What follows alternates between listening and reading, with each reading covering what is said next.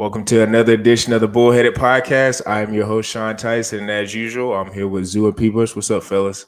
What's up, Sean? Got to finally watch some new play calling in the Chicago Bears offense. So it was the Lions, but hey, man, it was progress is progress at the end of the day. So it was a pretty solid weekend overall of football for me.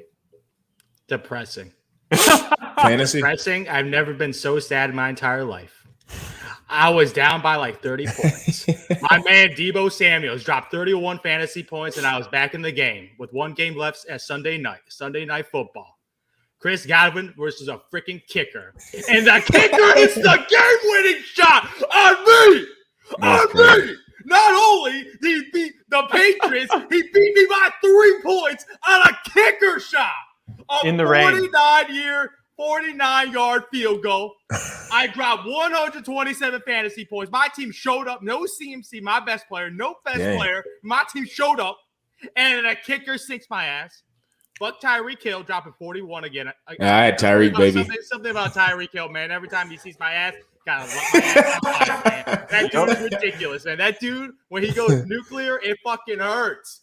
It hurts, man. And he had one touchdown, like, take it away, man. He could have got 4 tutties that game. That dude's ridiculous. So, 1-3 fantasy football league, man. Trying to make some moves to recover from this. I kind of can understand. I can kind of understand with the whole Kansas City offense because I was on a beneficiary this week because I had Tyreek, but then I think when Travis Kelce played against the Ravens, that was the deciding factor in why I lost that week. But Travis Kelce this past week, he only had like 6 or 7 points because they didn't use him at all. So it's kind of weird with Kansas City how they go back and forth. The only constant, depends on coverages. If they focus on one dude, the other dude goes off.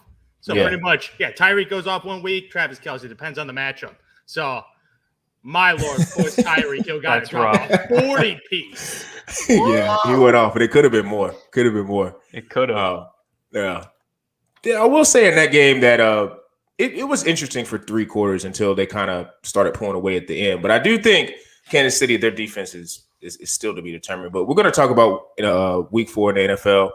You know, Arizona Cardinals coming out, you know, they've been putting the league on notice a little bit, but I think they kind of stamped that with how they kind of handled the Rams. I thought everybody thought after that game with the Bucs that the Rams had that, you know, that was going to be more of a closer game, but it's kind of showing proof that Kyler is looking like an MVP candidate and their offense is looking really unstoppable. So I wanted to ask the guys, what are their takeaways from week 4 with the Cardinals being as dominant as they were? And people, Sean, we'll start with you, man. This was a hell of a statement game for the Cardinals because, you know, there were 2 undefeated teams, you know, really going in. We saw the Raiders lose last night, tough one against the Chargers. And you know, going into the Cardinals-Rams game, I thought this was easily going to be the best game of the week. There ended up being, you know, some closer games, a couple overtime games. But this was a statement win by Arizona. I think it's their first 4-0 start in a long time. Kyler Murray for MVP. I got one buddy who had accidentally placed a prop bet on Murray to win MVP before week 1, and they won't let him cash it out. And he's like, I'm riding it. So, you know, to your point, Sean, he's arguably the MVP favorite right now. I know Russell's always in the mix, you know, early on in the season when he's cooking. But, you know, record-wise, you can't argue against 4-0, only undefeated team. I was most impressed by their defensive performance, honestly. Stafford has been red hot lately, him and Kupp. They held Kupp to under 70 yards receiving on, I believe, 5 catches. You know, Chase Edmonds had a really nice game, 10 yards a carry, 120 yards. Yeah, it's crazy. That's out of nowhere against one of the best rush defense in the league. Aaron Donald looked very frustrated throughout that entire game. And it really started with the Rams making, you know, that one mistake with Stafford's pick. And it just kind of went and spiraled down from there because it was going to be a possession-to-possession game, and whoever made the first mistake was going to lose that game. And the Cardinals did not let go. So I took most out of their defensive performance because we know how deadly they can be on offense. You know, A.J. Green scoring a touchdown there. They just have so many weapons, similar to the Chiefs, to your point, Zoo. If one guy's not really doing much, they can go to somebody else and they'll step up. So I'm very impressed with this Cardinals start. I think it is still the strongest division of the league. So it's going to be a hell of a finish there. And we got a long way to go there. So yeah, but I think the biggest takeaway is Matthew Stafford had an off game. He did. He had an off game. Like, this dude for his first couple of games looking like an MVP candidate and started missing throws like Cooper Kupp. had some if he had some throws to Cooper Kupp, man, he could easily have over 100 yards. Oh yeah, 100 receiving yards. But he missed some throws to Cooper Kupp, who's been probably the best fantasy football player and wide receiver right now. That dude's an unbelievable efficiency, and his 64 yards. That's because of Matthew Stafford, not because of Cooper Kupp. Cooper Kupp got open. Cooper Kupp got that speed and strength that he's been showing the entire year that he's a wide receiver one, overtaking Robert Woods, man. Dubby, man. There's Jefferson kid, man, taking over number 2 now, man. Yeah. Robert Woods is number 3 receiver. So yeah, he's barely a flex play now. Barely. Yep, barely. If he gets 8 points, that's a good day. So he ain't relevant no more. So I think the biggest thing was just Stafford had an off game. And Kyler Murray, that offense, his ability to run is just so beautiful to watch, man. He legit is like a Madden video game, and every time he starts running, man, their run game is actually low-key pretty good. They have a two-headed beast right now. James Conner and Chase Edmonds. James Conner, the goal line dude, the big meatball that just rolls over at the goal line, man, and got Chase Edmonds in the passing attack. That's a nice mixture, and they get a lot of run plays. They got over 30 rushes combined between Chase Edmonds and James Conner. So they're relying on the run, and obviously Kyler Murray could throw the heck out of the football. So they have a really good balanced attack of running the football and throwing it so they can beat you both ways. Yeah, I mean, they forced Stafford to throw 40 times, and I know they don't like to run the ball. They obviously, McVay loves to get that ball downfield, but yeah, Stafford had an off game. I don't think you can expect him to have 17 perfect games throughout the year, right? It's just extremely rare for any quarterback to have that. And it was bound for him to happen. I'm surprised they honestly got off to such a hot start just with him coming in this summer. But hey, man, it clicked early on. It just was not their game. But that's a huge loss for the Rams. I know they get another shot at the Cardinals, in their second game of the season against them. But this was a big statement division win, especially when, the Niners went down. They got Jimmy G injured, possibly having Trey Lance stepping in. The Seahawks are still a bit iffy. They're inconsistent from, game to game. So it's going to probably come down to these two teams at the end of the season.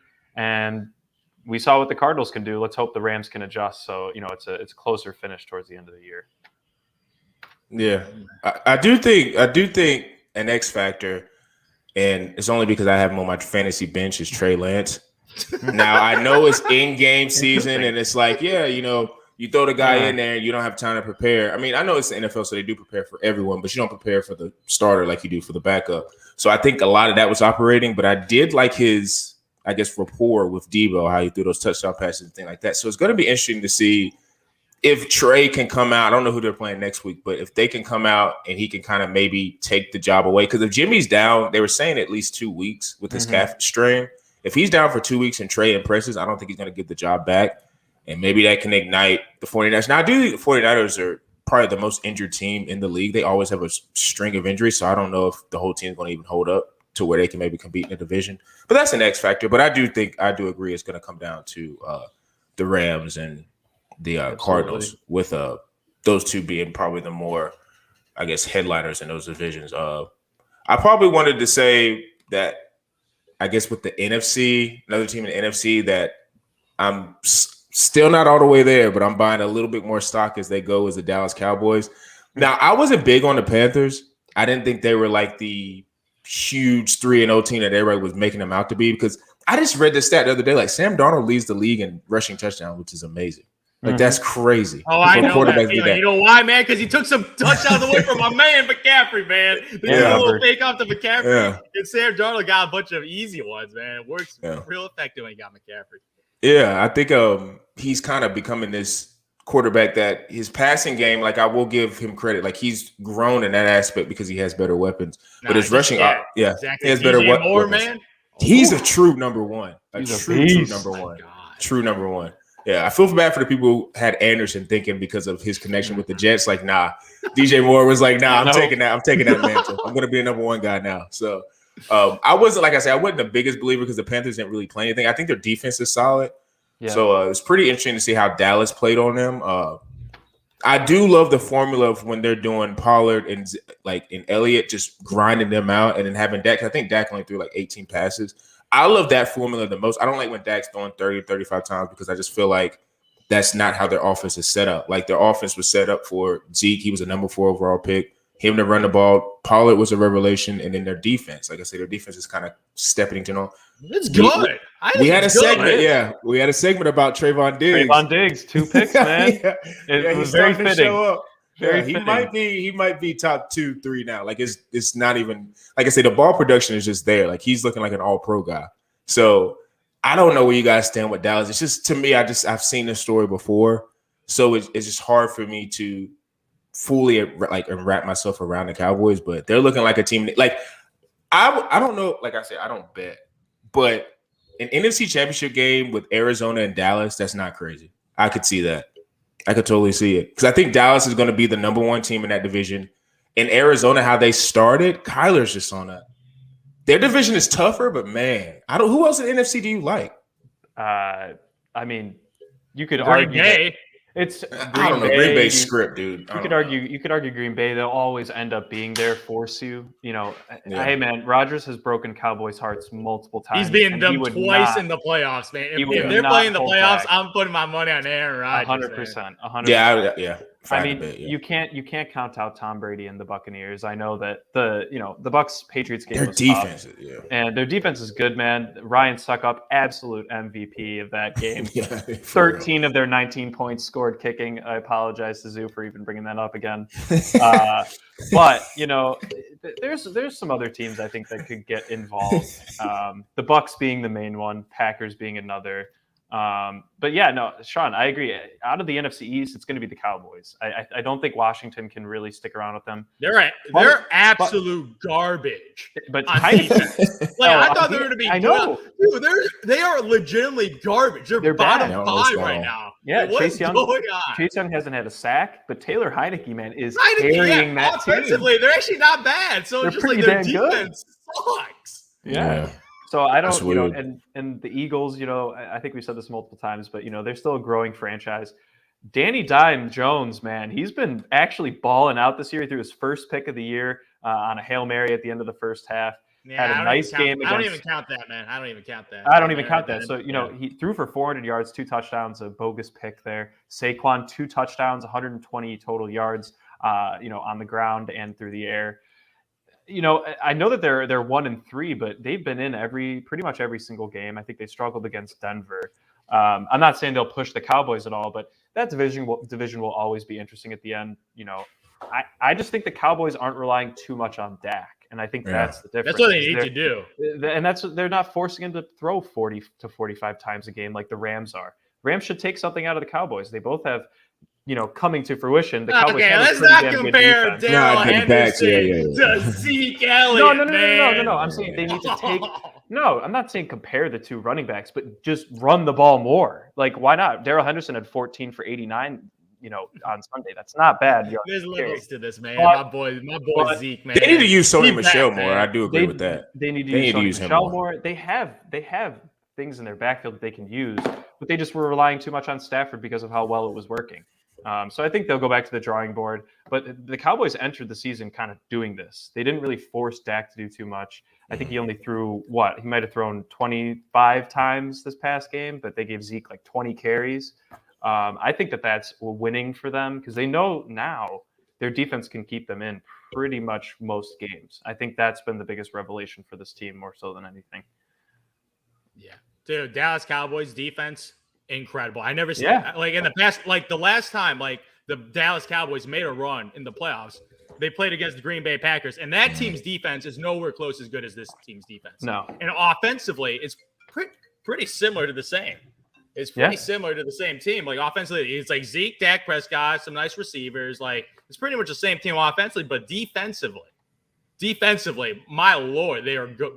Like Micah Parsons. Yeah. My God, they got he's some super dudes. versatile. Mike is super versatile. And the crazy part is they got a bunch of dudes like injured right now. Their whole defensive squad isn't even playing. Yep. So like they're not even fully loaded right now. And defensively right now, they are getting it done. It's like it's actually pretty impressive what they're doing. It's like it was a butt whooping against the Panthers, man. Butt whooping. And they get 6 games against their opponents in their own division. So I mean that alone right there. You're talking about them probably popping off against Washington. I think the Eagles will kind of, I know that the first game didn't go that way, but in their second matchup, I think they'll adjust a bit more and it'll be a better game. I'm actually interested to see the Giants play them because the Giants have a pretty good defense. Not great. It's not to the level that the Cowboys are playing this year, But they also have Saquon. Kenny Golladay had a really nice game now that Daniel Jones is actually able to throw the ball. I mean, out of nowhere. I remember Kenny Golladay yelling at Daniel Jones the previous game. Hey, and it worked. It worked. It worked. Yards. So, hey, look, communication, maybe he just needed a fire lit under him, speaking on Daniel Jones there. But I can't take – he threw for 400 yards. I mean, you don't see many quarterbacks hitting that 400-yard mark if they can't throw an accurate ball. So, and that was against the Saints, who aren't a sorry team. They're a very weird team to watch. Jameis is pretty sorry, man. They're a very weird team to watch. I just don't know what they're doing offensively. They don't use Kamara enough, and they just that's the thing. They're not using Kamara. Kamara. The passing game anymore. No, because they're just either throwing it downfield with Jameis or they're giving Taysom the ball, who had probably one of the best runs this past week. Yeah, Taysom looking like Marshawn Lynch. It was ridiculous. But yeah, I mean, that NFC East division will always be interesting to watch. But I do think obviously the favorites right now are the Cowboys. So yeah, I kind of want to see where the Eagles, because they've been another team too that I feel like their offense, they're always injured on like the offensive line, but the offensive line didn't play terribly this past game. So it's all going to be about Jalen Hurts and maturation in terms of how he just continues to distribute the ball. I'm confused in their backfield with Miles Sanders and the Gainwell kid. I don't know what's going on with that. I don't know what's going on with that. What is going on, man? He only had like a couple of carries. He's pretty. I give him. He's an average running back, right? Yeah. The way they use him, they feel like he's trash or something. Like Gainwell is getting more receiving opportunities than Miles Sanders. So I'm just like, I can't really figure out this. You know what it reminds me of? It reminds me of like this happens, and this may happen in every type of, I guess, part of like level of football, but it happens in like college where it's like, say for instance, the quarterback's a freshman, he played okay, but then that coach gets fired. Then a new staff comes in and they run an entirely different system, and they're like, okay, you're talented, but for our system, you don't really fit. And I feel like with Gainwell, they're looking at him as he fits more of what they do. But to me, Miles Sanders can catch the ball at the backfield. He does everything that Gainwell does. He's just older. And I don't understand why they are doing like, it's not even really committee, because Gainwell had, I feel like because I watched that game, Gainwell comes in on third down a lot. He was in there on goal line, which I don't think he's bigger. He's not bigger than Miles Sanders, I don't think. Like, I don't think he's big. And then he got the cheap touchdown at the end too, which kind of, I mean, I got him on my bench. So I'm like, I have all the Gainwell stock because he had like 20 points for me on the bench, which it didn't matter because I won because I had Tyreek. But like, I'm getting close to starting him on flex because I just feel like they're not putting Sanders in a position where he can contribute as much. Because it was, and the telling sign of that was, if you saw in week one, like there was a lot of talk of 1-2 punch of Sanders and Boston Scott. Then in that first week, Gainwell was getting the touches. I was like, Boston. And then they said Boston Scott's playing special teams. And I was like, wait, what? I said, they must really like this Gainwell kid now. So that's going to be demoted real quick. Yeah, real quick. And Boston Scott was good last year. Like, he wasn't trash. I don't know. I think it's just, I don't know what round he got drafted in, but I think that's just his guy. So it wouldn't even shock me if they probably tried to see, because Miles Sanders probably would, if it keeps happening, he might get fed up and ask for a trade. I don't know when the deadline is, but he might get traded somewhere because Gainwell is looking like the guy that they want to become their bell cow for, I guess, throwing out the backfield and doing all that stuff. So I know it's going to be interesting to see. He's got a good rep with Hurts so far. And he's another Memphis running back that's like got that whole, he was a receiver in college and he's like transitioning to running back, and that skill set is being valued, because that's the same thing that happened to Antonio Gibson. He was a receiver in college. He's still raw as a running back. Now, Gibson hasn't done much this year, but see, the thing is, Gibson's split guy, McKissick, has actually produced, though. Like, he's a beast. I can kind of see why they are splitting with him, but yeah. Sanders and Gainwell, that's going to be interesting to see, because if Gainwell becomes this, I guess, the lead back, that might open their offense up even more, but the Eagles' problems on defense, I mean, I don't know. As a Miles Sanders shareholder, I'm very, very sad. 6 fantasy points, man. Losing the goal line carries to Kenneth Gainwell. Thought I got this guy's a 4th-round steal. Looking like a scrubby dubby, man. The Eagles are not utilizing him. They're utilizing some 5th-rounder that I don't have on my fantasy team. Embarrassing. Should have handcuffed Andy. Come on, man. Yeah. Miles Sanders, you're demoted to the bench. You were my flex. I was happy with him as my flex, but now he's to the bench now. Cordero Patterson, welcome to the starting lineup. Hey, you want to talk about a guy who's carrying his team? My God, every time I was waiting for a Pitts touchdown, Calvin Ridley touchdown, and he's throwing it to Cordero Patterson, handing it off to him the entire game. Catch, man. You looking like Devontae Adams, man. Yeah, I mean, look, he was on the Bears, and he's the definition. He's probably the NFL definition of a utility guy. He could literally do anything on your team. He could punt return, kick return, receive, and run the ball out of the backfield. It's ridiculous. He's the ultimate flex player that in a good matchup, like playing Washington, where it's going to be a shootout from now on, he's the guy you definitely want to consider throwing in there in the flex.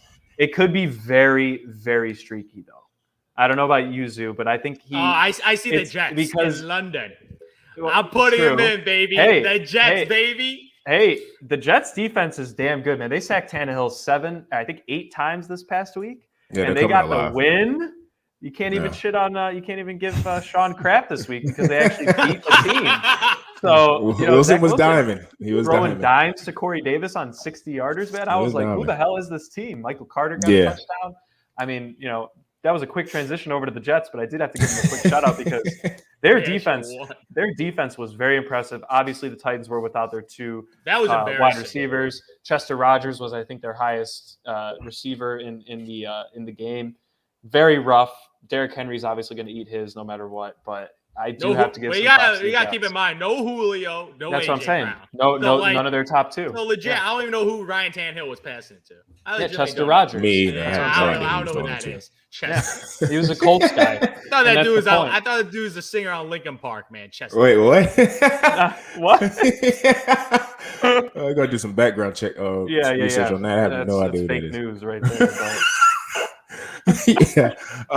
I do think with the Jets, I wouldn't say going forward, I would rely on a rookie running back and a rookie quarterback to be giving them, I guess, clutch wins and clutch plays down the stretch. Elijah Moore's hurt. They've been, I guess, if you got Jameson Crowder, I'm about to say if you got Crowder stock, it's gonna be a good fantasy play. Yeah, because they're definitely gonna be, I think, maybe opening up the playbook a little bit more. It's just the confidence too that you just gave the team. They just beat a prior year playoff team. Obviously, they're missing their top 2 wide receivers, and that's fine. But you still had to, stop Derrick Henry. I mean, he had 157 rushing yards, but that's really all they had. All they had to do was not give Tannehill time to throw it to the no names that he had on the outside, right? Yeah. And that's all they had to do to stay in the game, and they did that. They sacked him 8 times. I was watching that game. I feel like every time it went over on red zone, the Jets were getting a sack. So, they gave Zach Wilson a chance. He did throw a pick, but he had 2 touchdown passes, one of them being an absolute dime down the field to Corey Davis. That was an impressive throw. And he knew it right when he threw that ball. He looked over to the sideline and was like, this is why you guys drafted me. Not saying the Jets are going anywhere. They're not, doing too much. But it was a confidence-boosting win for not only Zach, but the entire team. I think they needed that.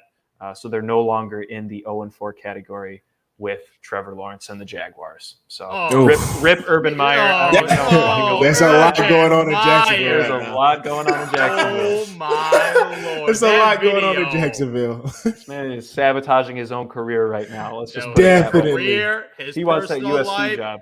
My Lord, man. This dude. I'm surprised he won't be fired by next week, man. Yeah, I mean he's asking for the USC job right now. I feel like that's where he's really. That's what I think he's doing. If I'm the Jacksonville Jaguars, I'm going to find some clause about being stupid in the contract and not paying him. I ain't paying him to leave. Because if I'm firing his ass, he's getting nothing from me, man. He's getting no more money from me if I'm an owner of the Jacksonville Jaguars. He's been atrocious. Yeah, well, you see what he said to, I don't know I think it might have been Vic Fangio when they played or when he was out in Denver. He said that it's like playing against Alabama every week in the NFL. And right when you say something like that, man, you don't belong here. Go, I think multiple people have said overwhelmed. He is a king in college football. Everybody wants him in the program, aka why he's getting grinded on at bars at OSU's campus. That is just it's you gotta you know what that is too. That speaks a lot of to his character. In Urban Meyer, if you follow the college game, I don't think he's a good dude, man. Yeah, he's gotten away with a lot of his stuff because he's won everywhere. But that speaks more to where are his friends at to get to that point where you're that wasted, and you got to understand any place you walk into, you're gonna be the subject of everybody, what they're talking about, who they're looking at, who they're trying to film. If you're in that space, and I know it's hard to, you're drunk or whatever, you may be inebriated, so it's different. But it's where are your friends at? Yo, I don't trust what you're doing right now. And hey, let's get out of here. If she wants to come on, she can come too. But we can't stay here. We can't be filmed. And like you say, as the Jacksonville Jaguars head coach, think like I said, there's 32 jobs. Like there's only 30, I think 31, 32 jobs. Like you can't just be out doing stuff like that. Like I think he wanted to. I don't think he wants to be there. Probably he's never lost this much in his career. And you know what? He probably thought too. He probably thought like, okay, I'm getting Trevor, and Trevor's like one of these can't miss prospects, and it's a lesson for everyone. Like it don't matter how great you are in college, the NFL is going to humble everybody. So I think he thought with the division, he knew Deshaun's situation was kind of iffy, so Texans were going to be out, and then you look at Tennessee, like Tannehill, they're really going to keep doing that? And then you just keep going down the list of teams, and you look at the AFC, like you're thinking, okay, I got this blue chip guy. We're going to be able to run stuff. And I think he's probably thinking like in this year we can go 8-8. And then he probably was planning that all out in his head. 100%. And then now that's like you said, I guess you can be arrogant like that because you've been so successful in college. But yeah, it's starting to feel like he's a college guy. And his arrogance kind of stepped out that he was doing that at the bar that was named after him in Columbus. That was the funniest part too. He skipped his flight home with his team, man. Like the flight. Oh, back, yeah. They did say as a coach, not to be with his guys after a loss. It just doesn't happen. It doesn't happen at all, man. So bad, man. This guy's track record, man. That Florida history, my lord. Was he the guy that coached Hernandez? Mm-hmm. Yes, he was. Yeah, man. And then Ohio State, he had some assistant coach guy that like domestic violence. Is that the same dude that killed that might have been Ezekiel Elliott actually, but yes, there was some stuff going on. There was an assistant coach. Sure. Yeah, his name was like Zach something. Zach probably. Yeah. Zach Taylor or something. I think his name is Zach something like that. Yeah. And he was it follows. It follows. Like legit, all this man. When there's smoke this fire, man. Like all these like weird things happen around him, man. Like I don't know, man. Don't the dude. Hope he gets fired, man. Yeah, I think in college he just gets it. Yeah, that's another thing because it's kind of like your head coach is a college guy, and it feels like he's gonna probably, I don't know, he may get fired, whatever. But then it's like it's gonna stunt his development because there's probably gonna be a new offensive coordinator. And I don't care who you are and how talented like you can be or become, you got to have continuity, especially in the NFL with OCs and head coaches, because that's the only way you're gonna have a chance to, be able to fight regardless of how weak your division is. Like you said, because in the NFL, everybody's set up to be 8-8. So unless you're the Texans and the Bills and you get blown out 40-0, most teams are going to be within 2 scores. So, and the Texans don't have their best players, so it's kind of like, you just know that's going to happen. And they don't have Tyrod. And their second quarter, but they lost both quarterbacks. Like Deshaun Watson and this Mills dude, like, nah, he ain't ready. Mills dude, he ain't ready, man. No. He ain't ready. Even your boy Mitchell Trubisky got to tell you, man. He did on a nice little rollout. It was beautiful to see. I was happy for him. I hope other Bears fans were as well. But yeah, that was an ugly game. My God, that was just horrible to watch. But yeah, man, there were some exciting games this week. I thought Herbert's performance last night. Again, the guy just wins, man. Eckler's just a monster. Zoo, you were talking about how the good teams, they have 1, 2, 3 weapons, and they can pick and choose who wants to have the big game, right, based on coverage. Mm-hmm. Well, Mike Williams and Keenan Allen were kind of shut down. I know Herbert missed that wide open Mike Williams, so they probably would have set up a touchdown. But he was pressure in the face there. Tough throw to make, standing in there.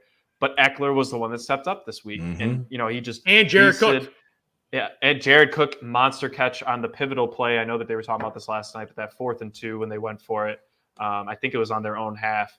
And Jared Cook just went up and over Perriman, the linebacker on the Raiders. Made a beautiful catch, kept the drive going, and that put him up 28-14 at that point. So, the Raiders were playing really well. I don't think you can – put a mark on them for losing to this Chargers team because the Chargers are legit and the Raiders are still 3-1 with some solid signature wins. They just love to come back. I mean, they were clearly surging back against this Chargers team. They were. And then when the Chargers just decided to, go all in and put their cards on the table going for it on that 4th down, and they lost that, I think the defense just didn't recover, physically and maybe even mentally there. So, that was another signature win for Herbert, man. And he's all about the team in his post-game interview. Everybody loves playing with them. So, they're a fun team to watch, man, LA Chargers. Man. It'll be interesting in that division. Might go to the Super Bowl this year. Yeah, it's looking interesting in that division. Hey. Yeah, man. I'm just like, man, you're on that rookie contract. So, legit, the talent around having this rookie on such a cheap contract, the guy's playing like a MVP candidate and have all this talent around him. this is a time for the Chargers to go all in. Because this is probably absolutely. our best opportunity for this year and next year until he has to sign that big deal. That I don't think potential. they have a weakness. I don't think they really have a weakness.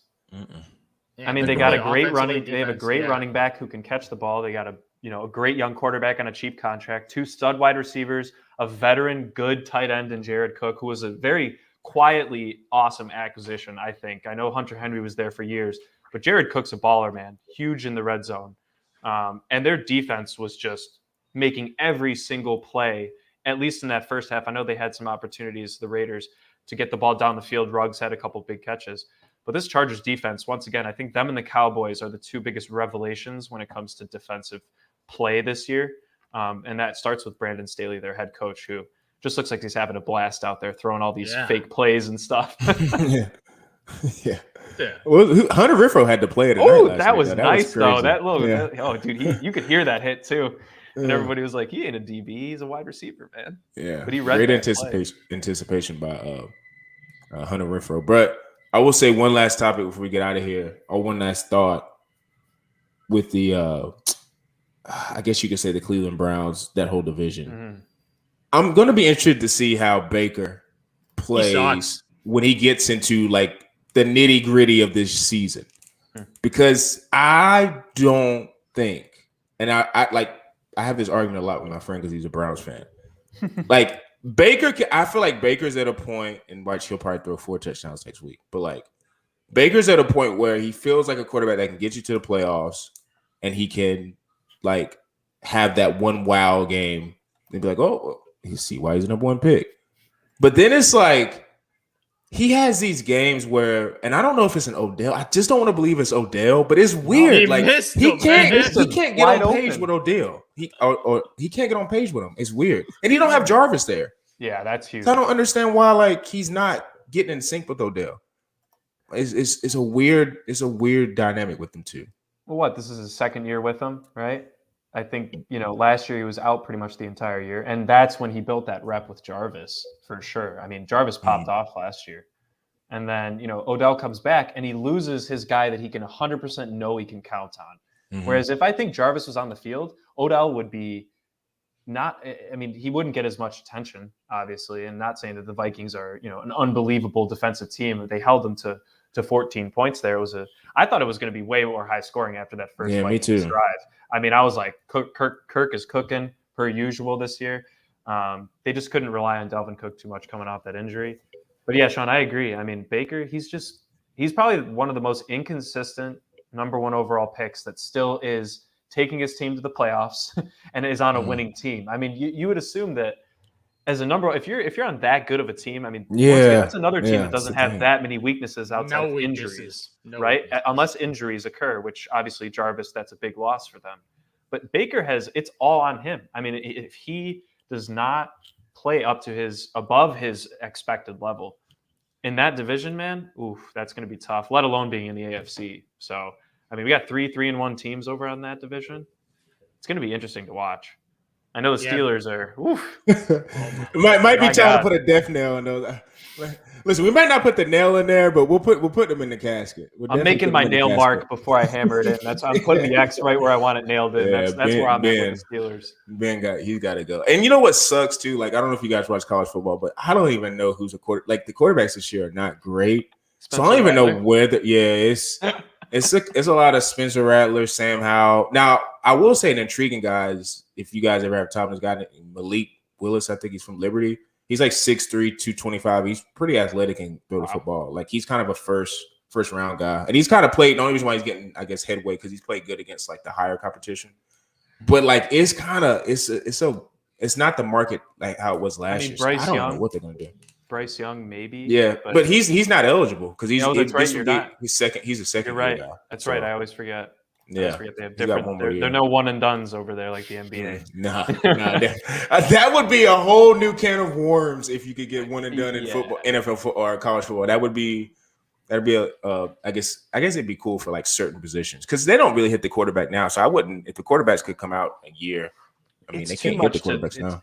You can't play only 1 year of college I think at the quarterback position. Yeah. And really get enough to prepare you for enough to play, yeah. I mean, it's just what position could What do you think? Just hearing like Peyton and Eli talk over Monday Night Football games and all the stuff that they know about what they're looking at, I'm sitting there like, this never crossed my mind as a fan, which I think is why ESPN is loving that, right? As one of its broadcasts. Massive hit. They need to have all 17 games. Give them 17 next year, ESPN. I wonder how many people actually watch the regular broadcast, because I had to last night because Peyton and Eli are on until week 7.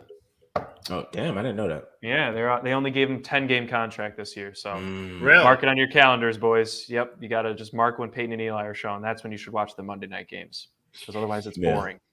I think for me personally, I don't know why, but I always trend more towards the Sunday night game. I'm not a huge Monday night guy.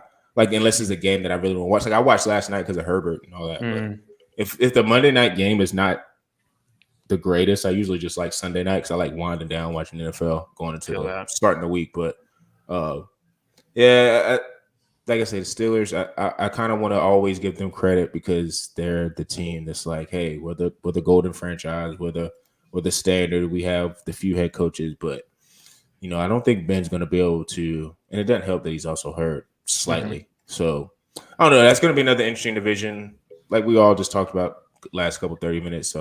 Week 4 was another interesting week in the NFL. I don't think the NFL is ever going to have a dull week.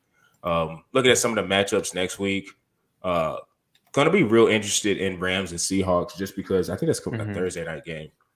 That's going to kind of put the, I guess, levels of what the division is going to be. Absolutely. I think the Seahawks kind of found something in getting their rhythm back with DK and Russell, so that's going to be interesting because Tyler Lockett, I don't think, had a big game. Well, what was with the running game?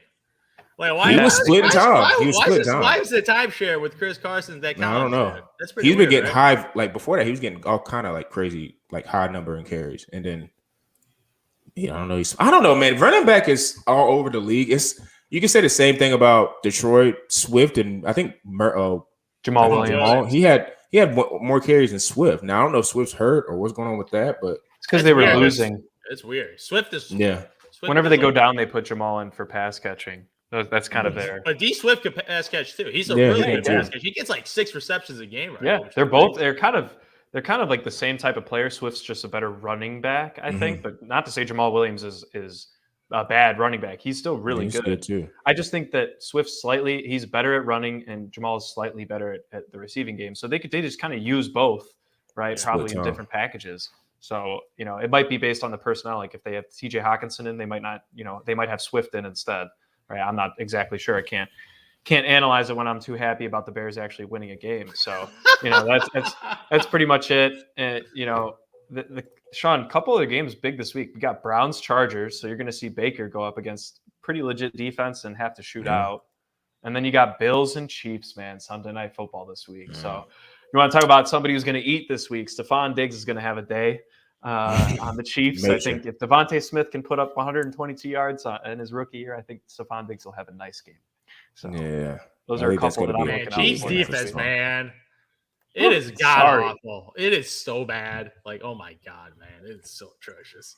Like, they don't even know how to I think with the Eagles, the only reason why they kept that game is because Jalen Hurts is still a brand new starter. If he was more of a seasoned starter, I think they could have won that game. And they messed up a couple times in the red zone, man. I remember, man. They had some like penalty calls, like in the red zone and stuff like that. To Goddard's TD away. I'm like, oh my Lord.